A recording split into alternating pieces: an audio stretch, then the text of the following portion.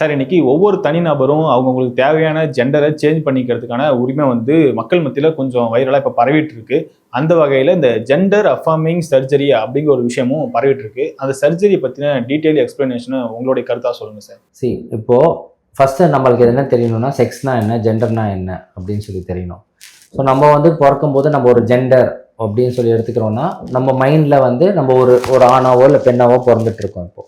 So அது நம்மளோட செக்ஸாக மாறுது. ஆனால் ஜெண்டர் ஐடென்டிட்டினா அவங்கள எந்த ஜெண்டராக எடுத்துக்கிறாங்க, ஏன் இந்த ப்ராப்ளம் வருது, இது மென்டலான ஒரு ப்ராப்ளமா. இப்போ ஃபார் எக்ஸாம்பிள் ஒருத்தர் ஆணாக பிறந்திருப்பாங்க, ஆனால் அவங்கள பார்த்தீங்கன்னா நான் அவங்கள பெண்ணாக தான் உணர்றேன், நான் எனக்கு பெண் இது மேலே ஆண்கள் மேலே தான் இன்னும் நிறைய இது இருக்குது. முன்னாடி இதை நிறைய இப்போது இது கிடையாது, கே அந்த மாதிரி நிறைய லேபிள்ஸ் கொடுத்துட்டு இருந்தாங்க.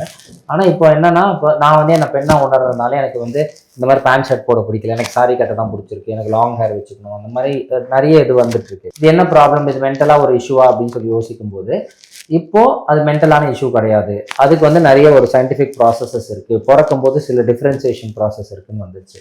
ஏன்னா WHO என்ன சொல்லிடுச்சுன்னா, இது ஒரு சைக்காட்ரிக் இல்னஸ் இல்லை, இது disorder of sexual agenesis, disorder of sexual ப்ராப்ளம்னால வந்துருச்சு இப்போ.